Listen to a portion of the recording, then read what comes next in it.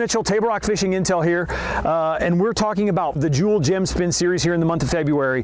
This section is one of the more fun parts, or the unique part, and what you're going to learn in this video, what Eric's going to take you through, is some tips and some tricks that allow you to adjust the bait, manipulate the bait, to show you the versatility of this bait. Hey guys, Eric Prey, Table Rock Fishing Intel. I'm going to show you a few tips and tricks that we do to the Jewel Gem Spin to make it a little bit more effective, so you can fish it around a couple of different areas, a couple of different things.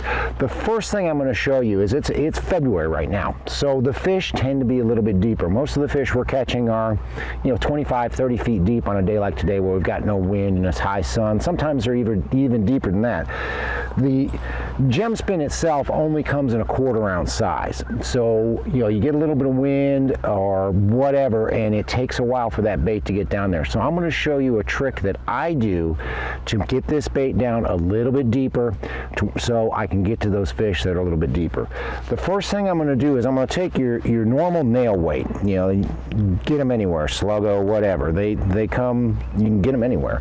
First thing I want to do is I want to trim down to that first ring to get rid of some of the excess. So I get rid of that and I don't throw it in the lake, and then I'm going to cut that nail weight right in half. So it's basically the same weight on either side. So then I've got my 2 sections of nail weight. Now this is the most important part of this. If you look on the underside of your Keitech, you'll see right in front of the bottom hook groove, there's a little area that doesn't have ribs, and within that area you'll see 2 little circles, 2 little rings that Keitech puts in to their bait to show you exactly where to stick your nail weights. Whether you're doing it with this bait or fishing the Keitech as on a Texas rig, this is an easy way to add a little bit of extra weight. So I'm going to find that little hole, and then I'm just going to push my nail weight in on one side, and you'll actually feel it go right up next to the Grip-Tech keeper in there. And then I'm going to go to the other side, find that little hole, and run that other nail weight in on the other side. And there I just bumped up against the Grip-Tech keeper. And when you're done, you'll have the 2 weights kind of like that. They're sticking out of the bottom a little bit, but that's not going to make a difference to the fish. But that's going to add about 1/8 of an ounce of weight on there to get you basically to a 3/8 ounce size, to make it easier for you to get this down to those deeper fish that are 35, 40, and even 50 feet deep. Tip number 2 when fishing the Jewel Gem Spin, one of the things I like to do in murky water, or just a lot of times fish want a little chartreuse, so they want a little bit more color on the bait. So what I like to do is I'll use my dye marker and I am just going to color up the tail. And that's the only thing I'm going to color up on this entire bait.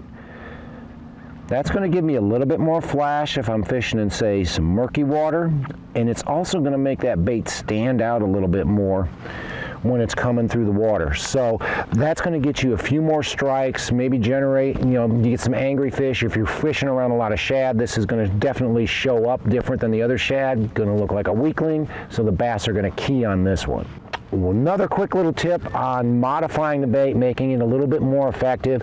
A lot of times you get in the ultra clear water down by the dam here at Table Rock where, the water's crystal clear. You can see 15, 20 feet deep, and the fish are a little bit skittish. One of the things you can do to make the bait seem even a little bit more natural is you just take a normal Sharpie and then just get down on there on the body of the bait itself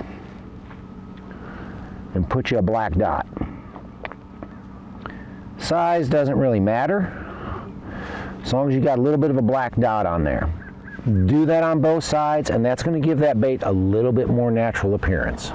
So another little tip or little trick that you can do with the Gem Spin that I really like to do if I want to get a little bit more flash or a little bit more action, a little bit more vibration on my A-rig, is I will actually use this as my center bait on the A-rig. You can see I've got my A-rig set up here. I've got my 2 gem shads on my lower baits. I've got my teasers on the top with no hook, and then I'll take and just add my Gem Spin on there. And that's going to give me that much more flash and give that bait that much more attention, which should make those fish key in on that bait and hit that bait versus hitting either of the other ones. Another tip for you guys when you're fishing the gem spin, you know, in the spring when these fish move to these long gravel points, start chasing shad, whether it's pre-spawn or post-spawn, when they first move up or after they get done spawning, they get out on these gravel points and really start chasing shad, sometimes that little wire weed guard can get in the way. So what I like to do is I'll actually cut that weed guard off right there at the head, get that weed guard out of my way. That way it doesn't interfere with a fish that may be slapping at it or not really eating it good, and I still get a really good hook set. So we hope those things that Eric brought to you are just some of those tricks that'll help you and little tips that'll make the bait be a little more versatile for you, and plus it will help you catch more fish. This is Corey Mitchell with Table Rock Fishing Intel, bringing you more tips to help you catch more fish on Table Rock Lake.